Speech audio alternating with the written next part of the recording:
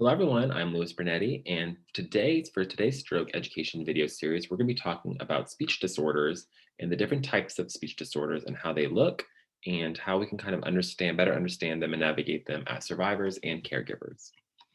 So I'm going to share my screen with you guys as we kind of go over this content. And so over here, we're going to be talking about primarily aphasia, but also different types of aphasia and a few other differences in speech after a stroke. So aphasia is a potential impairment that can occur following a stroke. It is important to note, though, that aphasia is an impairment in either reading, writing, speaking, comprehension, or a combination, or all of these. So it can be one of those, all of these happening, or just a combination of them. But I do want to note that it is not an intellectual or psychiatric impairment. So aphasia is strictly something and a challenge with communication difficulties and speech. It is not an intellectual or psychiatric condition. So Broca's aphasia is a certain and specific type of aphasia. And to better understand it, our brain, the left and right hemisphere, the left hemisphere of our brain contains the areas of speech. And so when we have a stroke that impacts the left hemisphere of our brain, typically we're going to have challenges with speech, as opposed if it were on the right side, as opposed to challenges with understanding or speaking, it's going to be a difficulty with more motor movement because the right hemisphere of our brain controls the muscles of our mouth. And so that's going to lead to something called dysarthria, which is kind of when words sound with, hard around with articulation, higher pitch, different cadence, different tone, that will be occurring. So for here, we're talking about Broca's aphasia. And this is also called a non-fluent aphasia. And the reason it's called non-fluent is because if you notice here, it says Broca equals broken or non-fluent speech. So as I'm talking right now, there's a cadence, there's a rhythm to my speech. If an individual has Broca's aphasia, it's very broken up language. It's very telegraphic. It's not very fluent. It's very much like one word, the next word, the next word. There's not a whole lot of smooth communication occurring.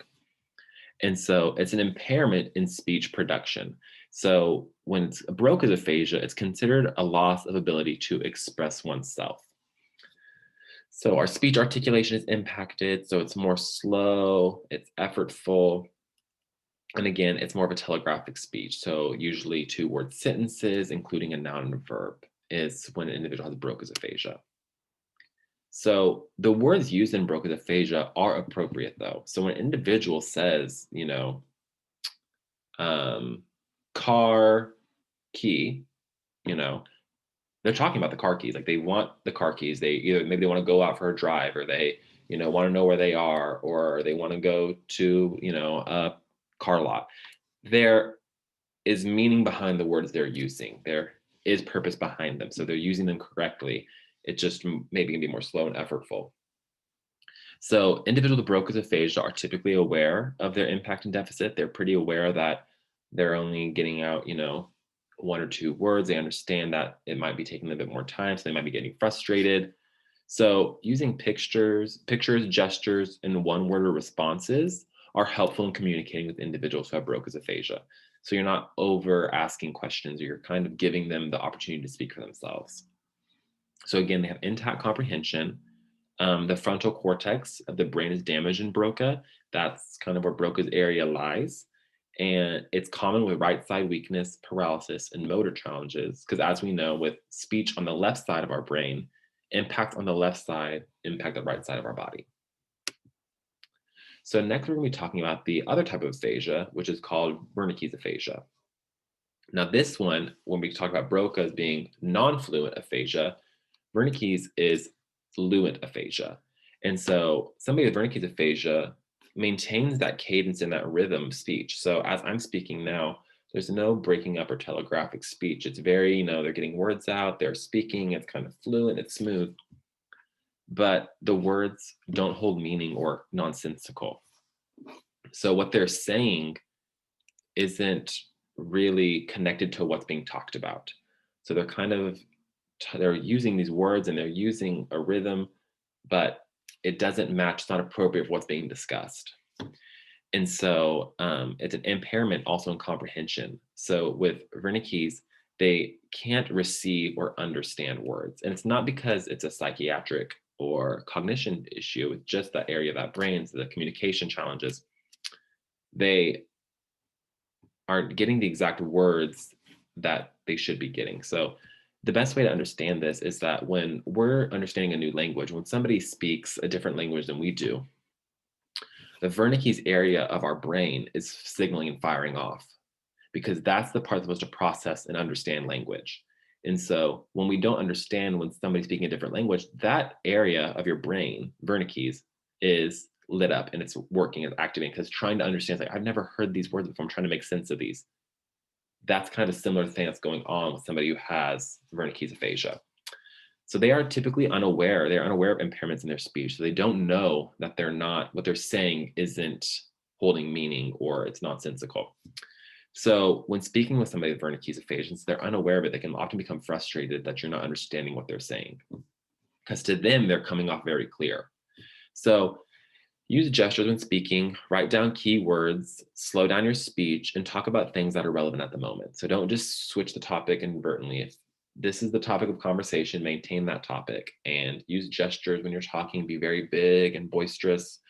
Write down keywords so they understand, slow down, take time. That's gonna be the best way to help communicate with individuals who have Wernicke's aphasia. So the next type is anomic aphasia. And this is also known as word finding aphasia.